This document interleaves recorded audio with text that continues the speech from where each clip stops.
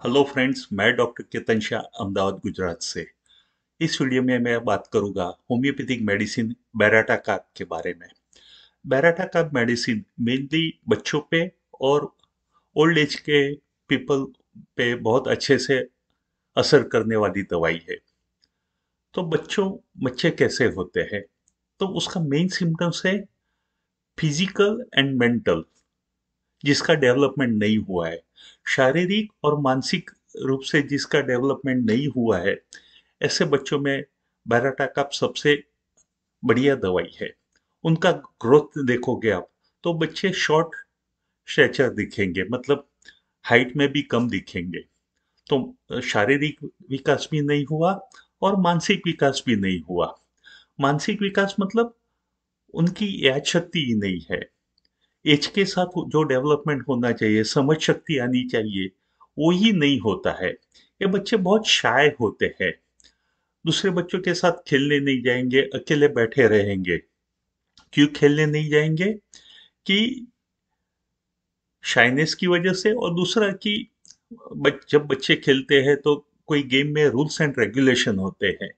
तो जो बराटा का बच्चा है, वो सिंपल रूल्स भी समझ नहीं सकता है। वो गेम कैसे खेलना वो ही समझ नहीं सकता है। इसलिए वो क्या करेगा कि वो दूसरे बच्चे भी उनको खेलने के मना करेंगे और वो भी खेलने नहीं बैठेगा। कोई बच्चा उन पर, मतलब, ये करेगा, क्रिटिसाइज करेगा, तो वो कमेंट्स भी समझ नहीं सकता है और वो सामने हंसेगा, इस तरह का बिहेव करता है। ये बेराटा का बच्चों को पढ़ाना यानी पेरेंट्स के लिए और टीचर के लिए बहुत तकलीफ वाला काम है।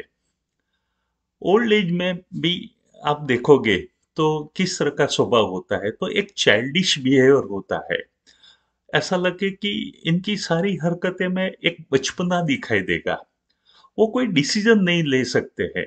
अगर कहीं शॉपिंग करने गए तो वो डिसीजन नहीं ले पाएंगे कि मुझे ये खरीदना है कि वो खरीदना है। जब भी वो शॉपिंग करने जाएंगे, साथ में किसी को लेके जाएंगे, और एक कंफ्यूज बिहेवियर रहेगा।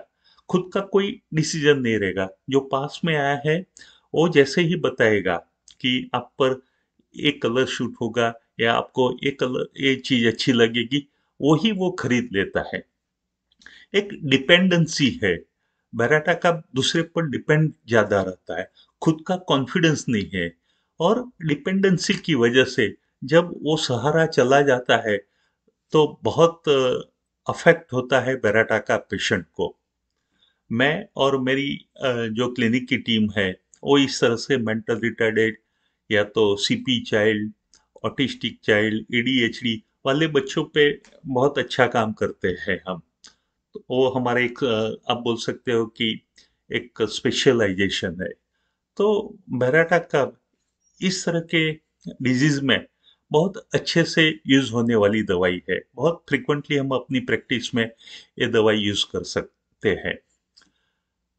बेराटा का में मैंने बताया मानसिक और शारीरिक दोनों डेवलपमेंट की कमी है।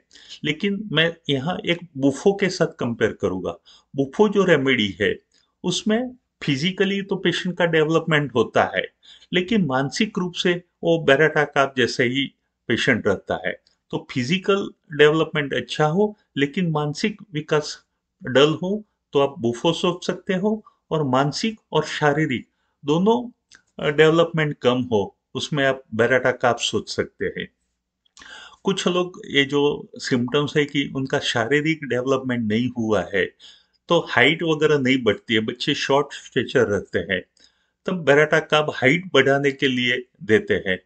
लेकिन मैं उसमें सहमत नहीं हूँ। जो बेराटा हाइट वगैरह है वो तो आपका एक हेरिडिटरी है, उसमें मैं नहीं मानता हूँ कि दवाई कुछ वर्क करेगी। और मैंने मेरी प्रैक्टिस में भी ऐसा कोई एक्सपीरियंस नहीं किया है कि बेराटा का देने से बच्चों की हाइट बढ़ती है।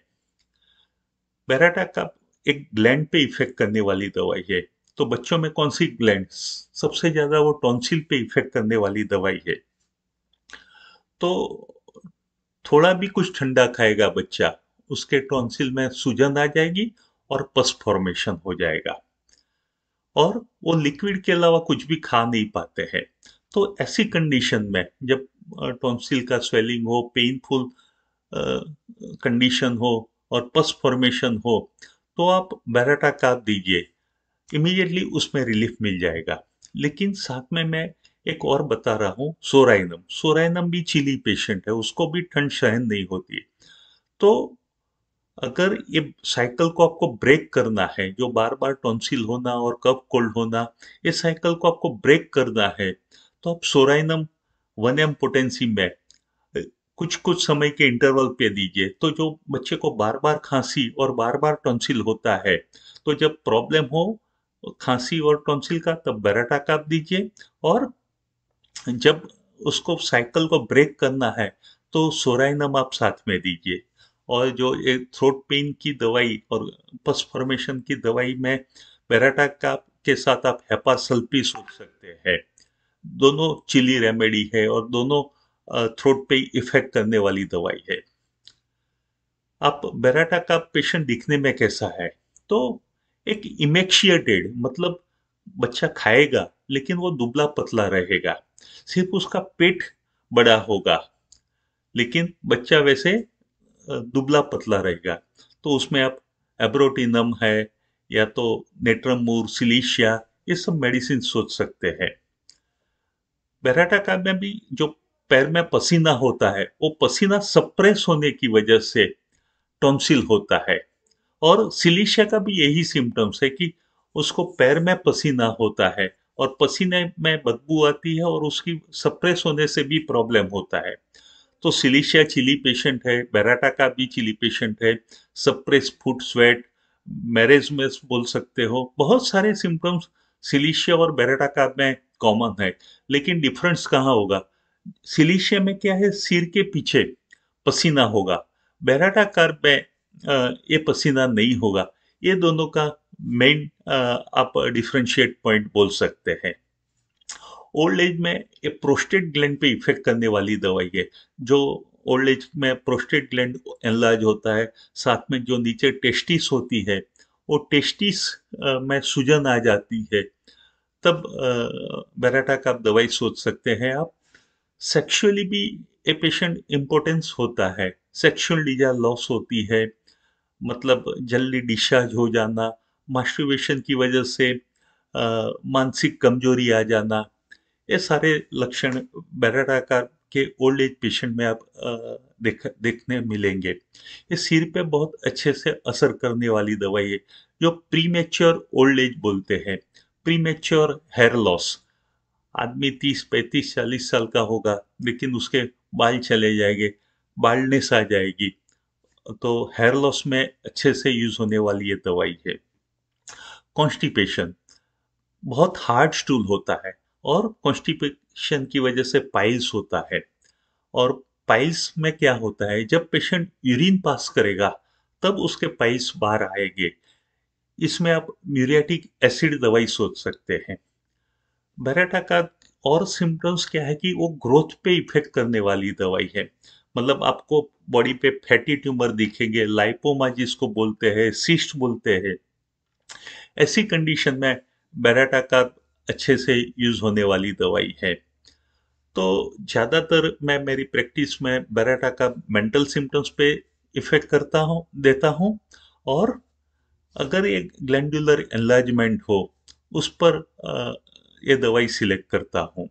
तो ये सारी बातें थी बेराटा का के बारे में। अब कौन सी पोटेंसी में लेना चाहिए, तो टॉन्सिल्स वगैरह हो या एक्यूट कंडीशन है तो आप 30 पोटेंसी में दे सकते हो।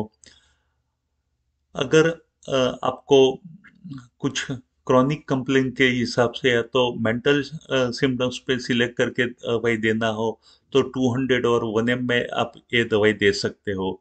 और इसका एक और सिम्टम्स मैं बताना भूल गया, वो है late learning to walk. Patient चलना लेट सीखेगा, बोलना लेट सीखेगा, और उसमें आप नेट्रमूर है, बोरेक्स है, ये सारी मेडिसिन सोच सकते हैं, कैलकेरिया वगैरह, कैलकेरिया फॉस वगैरह, ये सारी दवाइयाँ सोच सकते हैं। तो ये सारी बातें थी बेराटा का के बारे में। मैं मेरी प्रैक्टिस में बहुत अच्छे से यूज़ करता हूँ। आशा रखता हूँ कि आपको ये वीडियो पसंद आया होगा। Thank you very